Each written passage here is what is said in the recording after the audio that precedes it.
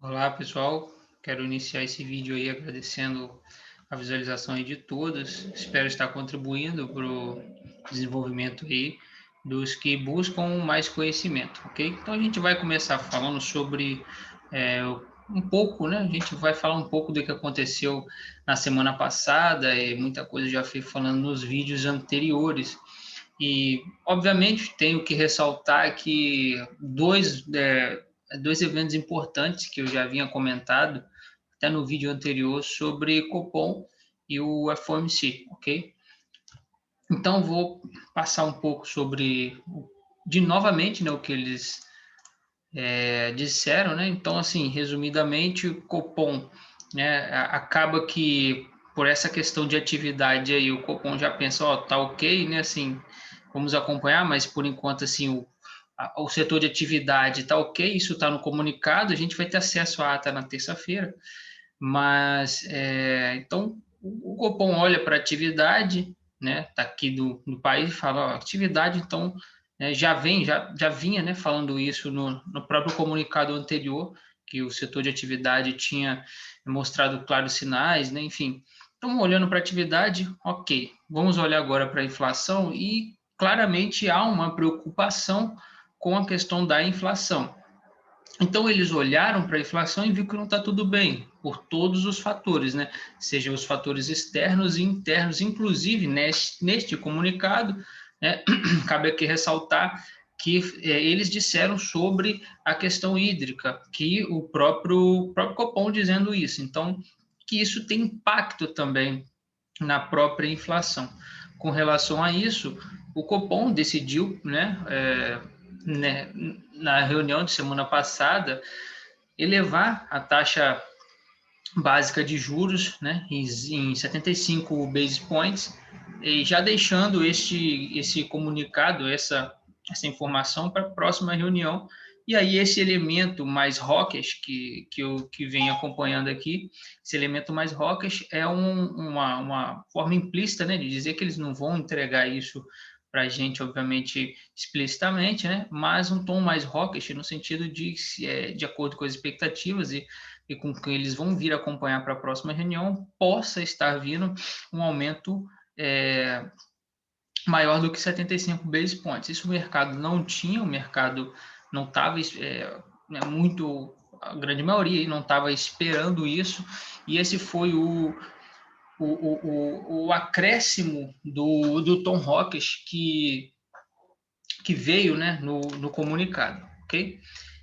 Diante disso, então, esse está um resumo aqui do comunicado do próprio Copom, né? Na terça-feira nós vamos ter o acesso completo no site do BC, do Banco Central do Brasil, tá? Então, aqui está sendo demonstrado aqui para os senhores a própria, a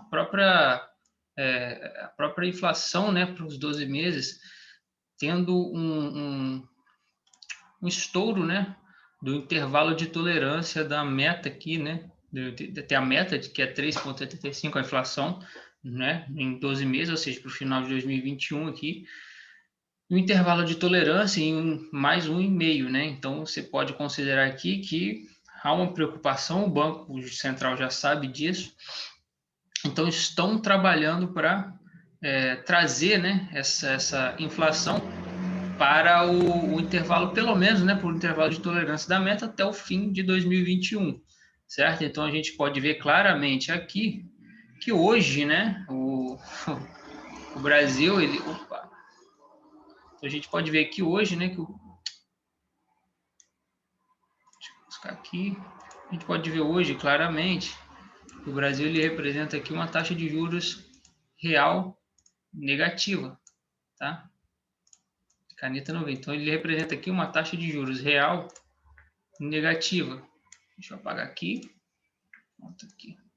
Então você pode ver que a própria inflação ela supera a taxa básica de juros. Então, assim, a gente tem hoje uma taxa real negativa. Tá? E isso há implicações, sim, para os próprios participantes. Tá? Então, é muito interessante a gente observar isso. Então, o próprio Copom está, né, em busca de uma normalização aqui da própria inflação. Tá? Eu trouxe, né, do exemplo do vídeo passado, né, a movimentação pós-Copom, tá? Interessante. Esse foi o evento interessante do Copom. Nós tivemos também, na quarta-feira, né, o FOMC, que trouxe aí, né, um tom mais hawkish, né, no comunicado e até na coletiva de imprensa do presidente, né, Jeremy Powell, onde ele, né, trouxe, né, um tom mais hawkish, até o comunicado, né, e o comunicado, eu digo aqui, as previsões do FOMC, né, tiveram aí um spike no consumo privado, né, também trazendo já essa ideia de, pô, será que isso aí já eles pensando, né? Esse tom mais hawkish veio nesse sentido. Pô, será que essa transitoriedade ela é tão transitória? Até onde que vai essa transitoriedade da própria inflação nos Estados Unidos, tá? Então, assim, isso aí é o próprio é o Fed, né? Nesse caso aqui, o comitê, né? O FOMC, trazendo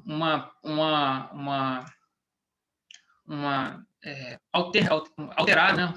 Fizeram uma alteração na sua própria previsão do consumo privado aqui com relação ao mês passado. Então, se você observar aqui, ó, Previous Fed Projection em março, né? Ou seja, março, a gente pode considerar aqui, ó, que em março o próprio FOMC considerou, né, para o final de 2021, o consumo privado em 2,2, já em junho estão considerando aqui 3,0, tá? Então isso é interessante. Ah, mas beleza, né? E ainda eles fizeram uma alternância da previsão para o PIB, ó, GDP, né? Se chama isso aqui, nada mais é do que o PIB, tá? GDP é uma sigla em inglês para dizer o que é PIB, tá? Então é interessante que eles alteraram essas duas previsões aqui. Beleza? Então, o Fed, o que ele fez? Vamos entender. O Fed, ele elevou as suas previsões, inclusive de consumo privado, né? Ó, Core PCA Inflation, né? Ou seja, é que representa o consumo privado, tá? De março, da reunião de março para junho, fizeram uma alteração para cima, né? Nessa inflação do consumo privado. Ou seja, né? Como você considera isso aí? Ou seja, alterando para cima a inflação do consumo privado. E do PIB também, né? Fizeram de projeção de março, era 6,5, que é só buscar no comunicado do site do Fed, né? Eu sempre coloco. E do 6,5 do PIB em março para junho, 7%, né? Nesse caso aqui você pode colocar por cento. Tá? Isso é muito interessante. E aí o Powell, né, tem ali no canal que as declarações dele que ele acabou falando, dizendo já, trazendo aqui mais um tom hawkish, tá? Na sua própria coletiva de imprensa. Então, o mercado entendeu nesse dia como sendo, deixa eu ver se eu trago aqui para vocês, o mercado entendeu isso como um tom bastante hawkish, tá? E aí, depois desse comunicado, eu vou trazer aqui, ó, esse é o índice do dólar, tá? Esse é o índice do dólar no dia do comunicado. Então, o dólar, o que acontece, né? Vamos tentar entender aqui. Quando a gente fala desse tom hawkish, né? Esse tom hawkish, né? Como ele veio, né? Lá para os Estados Unidos, quando ele saiu, né? Na hora que ele saiu, o mercado já entendeu isso aí. Foi só o Fed falar em aumentar, né? Taxa de juros já lá para 2023, né? O mercado já entendeu isso. Isso sofre, né? Isso tende a sofrer um aumento de taxa, obviamente, tende a ter como consequência lógica, né? Uma valorização do dólar de forma global. Então, só foi, não voltou, né? Só foi. Então, só entendendo isso, né? E é muito interessante a gente perceber que este fundamento, né? Ele casa certinho com a movimentação do preço. É muito interessante a gente ter a convicção desse movimento. Isso foi na quarta-feira, tá? Assim, até a quarta-feira, os membros do Fed eles não podem falar, né? Fica num período de 14 dias de blackout. Ele é considerado como um período de blackout. Eles falam, os membros do Fed não podem ir à imprensa falar sobre política monetária. Na sexta-feira, um membro chamado Bullard, do Fed, ele falou, né, postamos aqui no canal, que ele trouxe à baila um tom mais hawkish ainda do que o próprio Powell, né?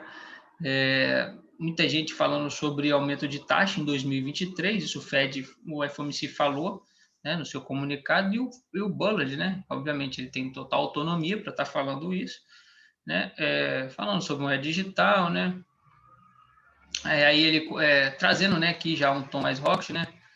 Foi um passo violento na reunião do Fed, enfim, e falando aqui que meu ponto é uma elevação de taxa já no final de 2022. Então, assim, esses tons não é só o comunicado, você tem que entender que até o tom de um membro do Banco Central, que a gente não espera, obviamente isso tem data e hora marcada, mas a gente não espera, e isso trouxe, né, um tom bastante hawkish para o dia, que fez com que o dólar na sexta-feira também fosse valorizado, tá? Isso aqui foi 9h30 da manhã, na IVA são 3 horas para frente, né? Então a gente pode considerar como meio-dia. Então, a partir de meio-dia, o dólar global ele ganhou uma força muito grande, né? O dólar global ganhou uma força muito grande a partir desse momento, tá? O dólar futuro, né? Ele buscou os R$ 5 ali, naquela região do 4,90 e pouco, e depois ele valorizou um pouco, né? Durante né, a fala de Bullard, tá? Ele demorou um pouco a responder, mas ele acabou indo. Tá? Então, esse foi um motivador muito interessante para comprar dólar nesse dia. Tinha data e hora marcada, mas o discurso a gente só tem acesso no momento. Tá? Muito interessante e que fez aí o mercado de dólar ele valorizar bastante no dia. Eu tinha até tirado um print aqui, né? Que durante esse período aqui o dólar global, esse é o dólar index, tá? É uma cesta de moedas, mas né, é o dólar. Tem outro também, tem outros, né? Tem várias instituições, tá? Tem dólar Bloomberg, tem vários, tá? Mas o que a gente mais observa, né? É o dólar index, que ele é muito falado por instituições de análise, casa de análise, tá? E assim, esses três, assim, foram movimentos muito interessantes. Tem outra coisa também que teve na China, que a gente está olhando o mercado assim, como todos, a gente sabe que o Brasil é um parceiro comercial bastante importante para a China, né? E também não é só o Brasil, né? A China tem vários comércios globais, né? Então a gente observa como que a China anda, né? Então já vinha observando a China, né? Na questão de indústria, de consumo, né? E de emprego, assim, vendo sua situação de atividade econômica mesmo, já vínhamos considerando aí, eu já vim observando que a China ela meio que está estagnada e desacelerando com relação à sua atividade. E aí, na agenda econômica, a gente observou que todos, né, investimento em ativos fixos, produção industrial, vendas no varejo e a taxa de desemprego, ela veio abaixo do consenso, tá? E quando ela vem abaixo do consenso, a gente pode considerar aqui, né, que, né, obviamente, com esses dados que vindo fraco, né, ou seja, vindo abaixo do consenso, deixa eu colocar aqui para vocês, né? Esse aqui é o consenso, né? Essa coluna do meio aqui a gente considera como consenso, tá? E aqui a gente considera o anterior. É assim que no site da Invest eles apresentam para vocês, tá? Então, o do meio é o consenso, como eu chamo de, você pode considerar como esperado. O da direita é o resultado anterior do dado, né? Então, se a gente olha para o dado atual, que é o que sai aqui, né? O dado anterior é esse. Tá? E o do meio é o consenso. Todos vieram abaixo. Então, o que isso mostra? Né? Que o crescimento da China ele está desacelerando. Tá? Tá desacelerando.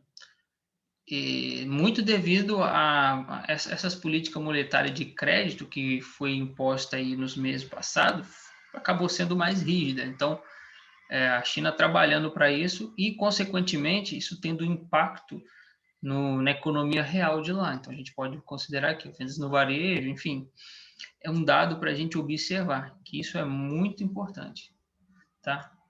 Então, assim, foi o que eu achei de mais interessante aí. Óbvio que tiveram outras coisas ali no meio, né, de picado ali, né, durante essa semana, tanto do Brasil, enfim.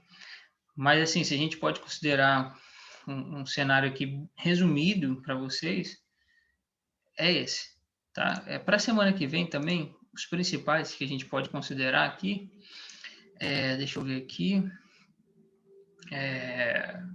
uma coisa, né, que é importante a gente considerar também, sobre o fronte do Covid-19, a gente tem que considerar também que, né, esse aqui é o site da Reuters, tá? Tem a fonte, né, que é o site da Reuters, é gratuito, todo mundo tem acesso.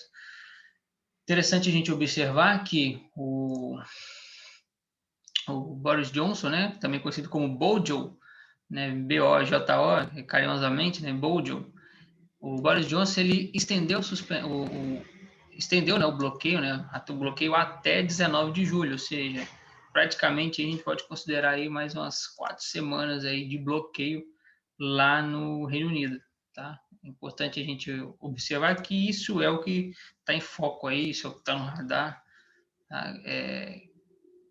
Ele atrasou aí até dia 19 de julho, por conta aí da variante, né, indiana Delta, que até o nome meio complexo, Delta B167, alguma coisa, ok? Então é muito interessante aí acompanhar essa questão do Reino Unido, para quem faz algum tipo de investimento, até no day trade também, lá em UK.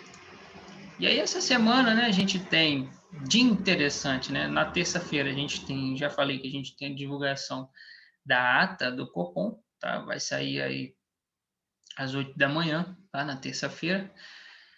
É interessante porque pode trazer, né, alguns detalhes importantes, mesmo que a ata ela foi claríssima, né? A gente sabe que mesmo ela sendo bastante clara, mas sempre tem algum detalhezinho e é bom a gente poder acompanhar, tá? Então, assim, pro próximo nós temos PMIs, né, Market, que são os preliminares aí da zona do euro, de UK, dos Estados Unidos, tá? Então, como a gente pode considerar esses dados de acordo com o país, obviamente, por exemplo, os Estados Unidos, a gente vai acompanhar o que nesse PMI, né? A gente vai fazer uns comparativos, né? À luz de desdobramento aí, de abrandamento de restrição, tá? Então, a gente vai o que? Observar, né? O que eu vou observar? Como que está a dinâmica dos bens e dos serviços no PMI, tá? Então, a gente quer ver isso, né? Inclusive, também, né? A gente quer ver até onde que está sendo essa manufatura, que é importante sobre essa atividade, tá? Então, por exemplo, na área do euro, a gente quer ver se, por exemplo, se vai aumentar nesse setor de manufatura, tá? Então, a gente vai observar isso aí, essa discrepância entre serviços, né, e bens, tá? A gente vai observar isso. O Banco da Inglaterra, né, o BOE, vai se reunir, tá? Vai se reunir, mas sem um relatório, então a gente não vai ter grandes expectativas, mas vamos acompanhar, né, no BOE como que os membros do Banco da Inglaterra vão se pronunciar, vão se externar, né, sobre essa questão da inflação acima do esperado em maio. Né? A gente acompanha isso na agenda econômica, tá? Que veio acima, então a gente, né, um dado que pode ter alguma relevância para o BOE é a questão dessa inflação acima do esperado para maio, né? Talvez pode ter alguma informação acerca disso, tá? O PCA, né? A gente vai ter nos Estados Unidos, né? Acho que vai ser na sexta-feira, tá? Desculpa, não vai ser na sexta-feira, tá? Então a gente vai considerar aí como que tá essa questão do consumo privado, né? Se ele está voltando a níveis aí se o consumo, né, está voltando a níveis pré-pandêmicos e se adequando às custas aí do consumo de bens, tá? Então a gente quer ver aí se isso aí é real. É um dado interessante para a gente poder acompanhar. E no Brasil, obviamente, acho que é na sexta-feira também, nós temos o IPCA 15. E obviamente, disse para vocês nesse slide, né, que é uma coisa muito importante aí que o Banco Central está observando. Então, coloca isso no radar de vocês, tá? Essa semana que a gente tem fora, né, esses pormenores aí. Lógico que se você puxar a agenda macro, você vai ter coisas do BOJ, né? Você vai ter coisas lá do Japão, vai ter coisas ali outras coisas ali da área do euro, né? Vai ter também algo que nem pode estar no radar, né? Enfim, alguns discursos de membros dos bancos centrais, mas o que a gente tem para acompanhar aqui, para passar um pouco aqui para vocês, são isso aqui. Aí a gente vai acompanhar e sempre assim, de semana a semana, e fim de semana sempre fazendo um raciocínio mais global do negócio, tá? Eu agradeço aí e tenha uma ótima semana a todos.